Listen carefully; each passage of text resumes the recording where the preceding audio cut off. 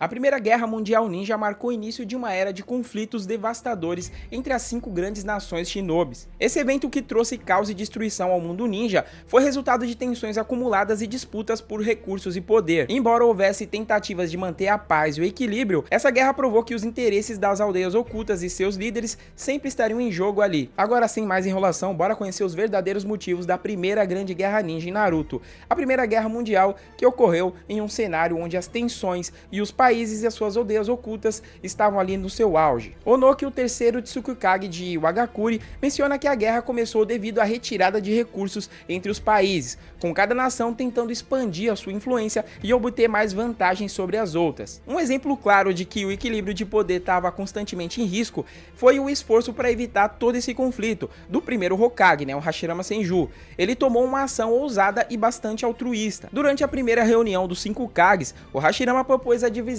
das bijus, as poderosas bestas com caudas. E essa divisão seria entre todas as aldeias, que foi algo bem ousado e corajoso. A ideia por trás disso era criar um equilíbrio de poder que impediria que uma vila fosse dominante sobre as outras, o que, na visão do Hashirama, traria paz duradoura. Era como se cada país no mundo de hoje tivesse uma bomba atômica para evitar uma guerra, porque, segundo essa teoria do Hashirama, se cada nação tivesse um poder tão grande em posse, os outros países não atacariam, já que isso causaria uma guerra ainda maior e mais devastadora. No entanto, mesmo com esse acordo e com o fim das pequenas guerras da época, as tensões continuaram a crescer e o conflito parecia inevitável. Com o tempo, o Hashirama foi de base, deixando seu irmão Tobirama Senju como segundo Hokage de Konoha. Tobirama então herdou a responsabilidade de continuar buscando a paz que o Hashirama tanto desejava, mas os seus esforços não foram suficientes para evitar um possível conflito. E a Primeira Guerra Mundial Ninja começou trazendo morte e destruição para todos os lados, mano. Ninguém estava imune ali. E durante a guerra, o Tobirama se viu em uma situação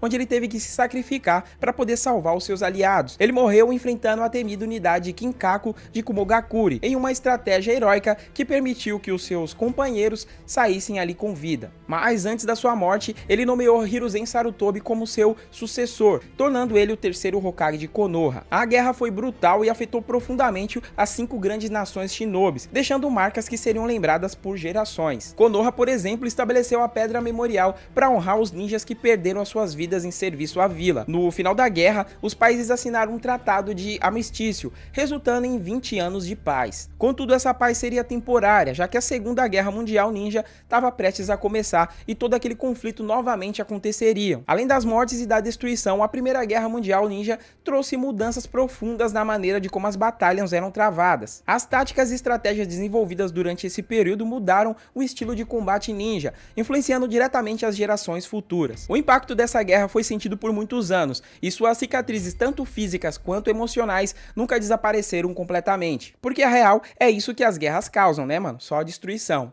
A Primeira Guerra Mundial foi o início de um ciclo de conflitos entre os 5 grandes países shinobis, e as consequências foram lembradas por décadas. A morte de líderes poderosos como Hashirama e Tobirama não impediu a continuação da violência, e as lições aprendidas durante essa guerra moldaram o futuro de todo mundo ninja, que enfrentaria ainda mais batalhas sangrentas nas próximas gerações. Porém, essa Primeira Guerra foi importante em alguns pontos que mudaram todo mundo ninja, e um desses pontos importantes foram, como eu disse no começo do vídeo, o primeiro Hokage distribuiu a bijus entre as aldeias com a esperança de equilibrar o poder entre as nações e evitar conflitos. Outro ponto importante foi a primeira reunião dos 5 Kages. A guerra foi marcada pela primeira reunião dos 5 Kages ali de todas as nações, onde o Hashirama propôs a divisão das bijus. E assim, mano, esse encontro histórico simbolizou a busca pela paz entre as aldeias, mas também deixou clara a tensão entre as nações. Mas a guerra terminou em um tratado de paz, certo? Mas quem poderia ter vencido se tivesse ido até o final? Se o Tratado de Paz não tivesse acontecido no final da guerra, é difícil dizer com certeza qual nação teria ali vencido, já que todas as 5 grandes nações, elas estavam devastadas pelo conflito. No entanto, podemos deduzir quem estava indo melhor com base nos eventos e no contexto do mundo de Naruto, mano, de toda ali a história. Bom, Konoha era a vila mais forte naquele período, principalmente por causa do legado do Hashirama e do Tobirama. O poder militar da Vila da Folha estava muito elevado graças à presença de ninjas formidáveis e do controle controle da Biju, além da sua política de equilíbrio e poder. Mesmo após a morte do Tobirama, o Hiruzen Sarutobi assumiu o cargo de Hokage e manteve Konoha muito forte. Por isso é possível que Konoha tivesse uma vantagem em termos de experiência e de liderança de força militar. Já Kumogakure, a Vila Oculta da Nuvem, também se mostrou uma grande potência. A unidade Kinkaku que matou o Tobirama Senju era uma das forças mais temidas da guerra, mano, o que sugere que Kumogakure tinha um exército muito forte. Se o conflito tivesse continuado, Kumogakure teria sido uma das favoritas a ganhar mais território. E o Hagakure, a Vila Oculta da Pedra, sob a liderança do Tsukikage, na época Onoki,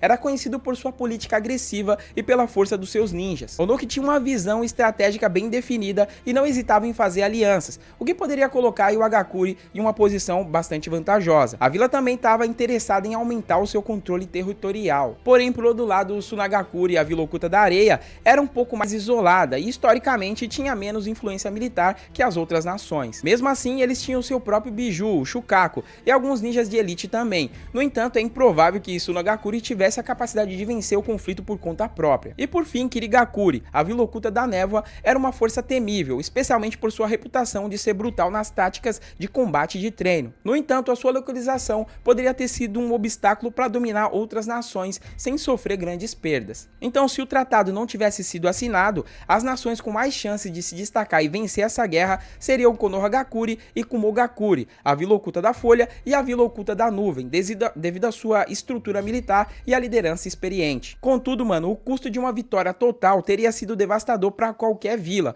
com perdas tão grandes que até o vencedor poderia ter ficado enfraquecido por anos. Então, ou seja, nem valeria a pena, né? Por isso que todas as vilas ali assinaram um tratado de paz que durou somente por 20 anos. Até a próxima guerra, né?